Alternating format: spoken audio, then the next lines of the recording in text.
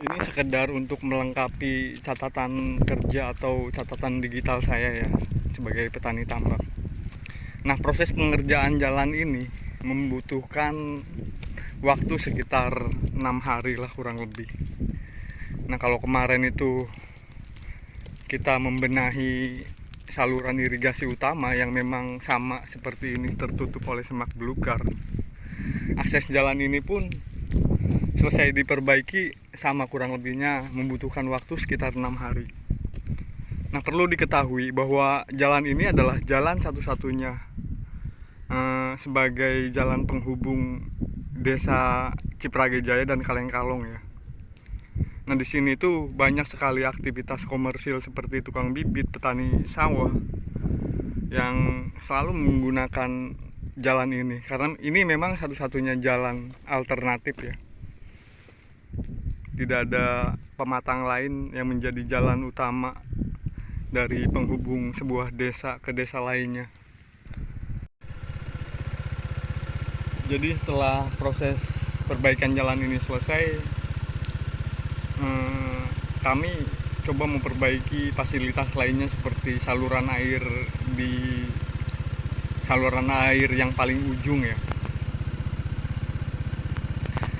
Dan mari kita lihat seberapa panjang jalur yang akan kita lalui ini ya, yang proses pengerjaannya itu selama 6 hari. Dulu ini susah sekali untuk dilewati ya, karena banyak lumpur dan semak belukar. Nah, lumpurnya dipindahkan ke sisi pematang.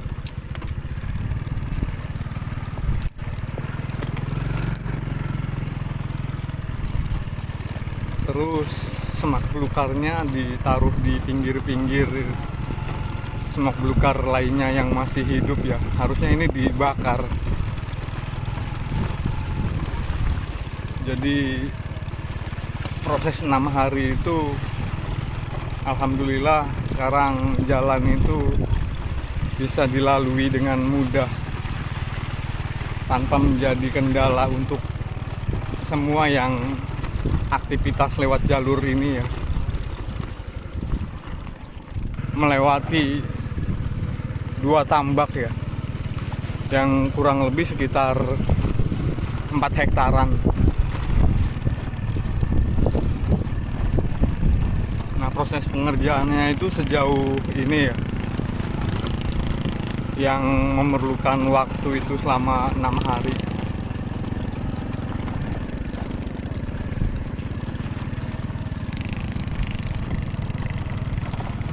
Nah, kalau ini cuman dibabat ya karena jalannya masih mudah untuk dilalui.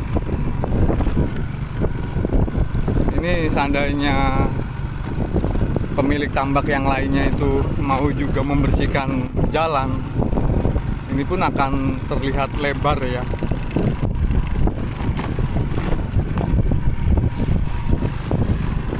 Jadi kita langsung menuju ke pekerjaan berikutnya yang kami lakukan.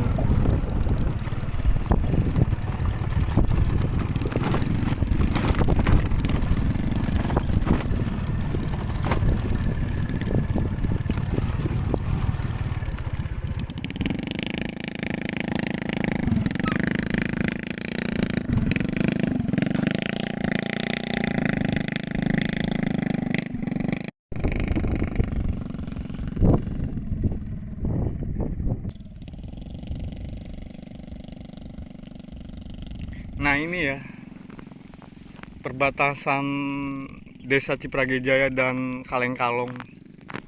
Ini kalau kita lewati aliran sungai ini adalah desa yang memasuki Kalengkalong.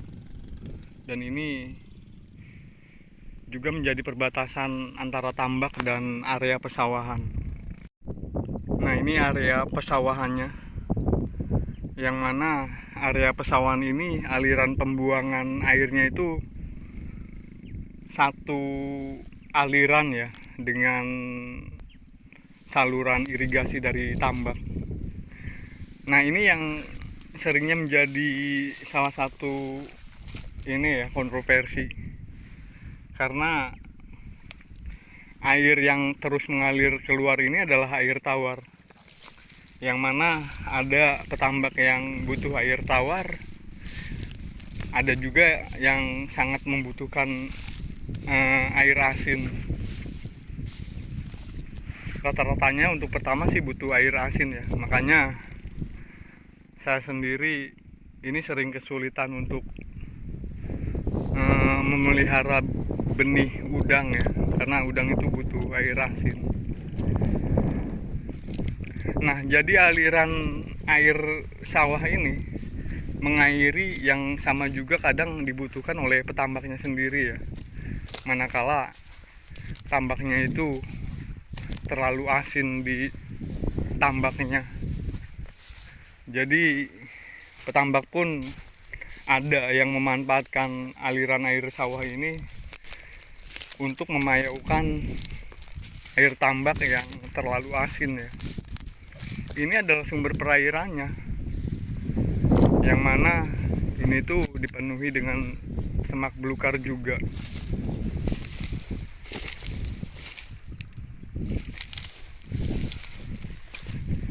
Jadi ini baru 2 hari proses pengerjaan saluran ujung dari aliran sungai di Tambak ya, dan juga menjadi saluran air tawar untuk yang membutuhkan air tawar.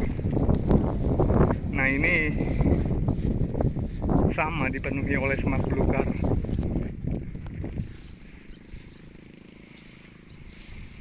Macet sekali ya.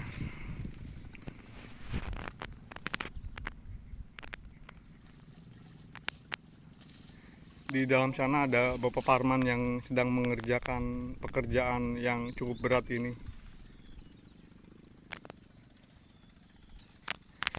Jadi jalur ini juga menjadi jalur yang sangat penting ketika musim hujan ya. Jalur ini adalah jalur satu-satunya yang menampung begitu banyak air yang mengalir dari area persawahan, dari permukiman desa tetangga itu. Jalurnya itu lewat sini salah satunya. Dan ini kalau tidak diperhatikan, air yang dari sawah itu akan meluap ke tambak-tambak ya. Itu analisa ketika jalur ini macet ya. Namun orang jarang mau mengerti hal itu.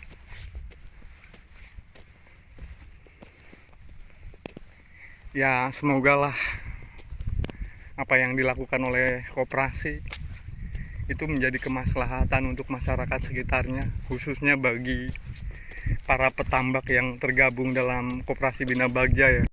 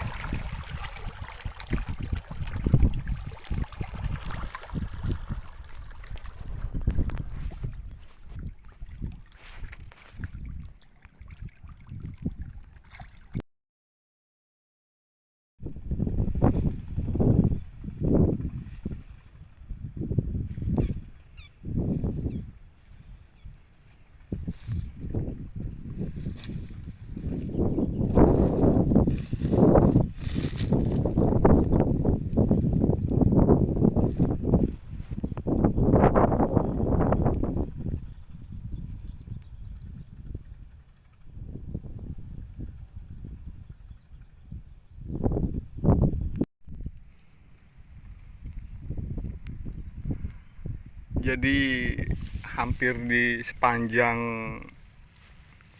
jalur tambak ini hingga ke ujung irigasi ini tidak layak dikatakan jalan air ya. Macet, bahkan sulit untuk bisa melihat air di sini. Dipenuhi dengan semak belukar dan juga akar-akar dari mangrove yang menutup saluran air.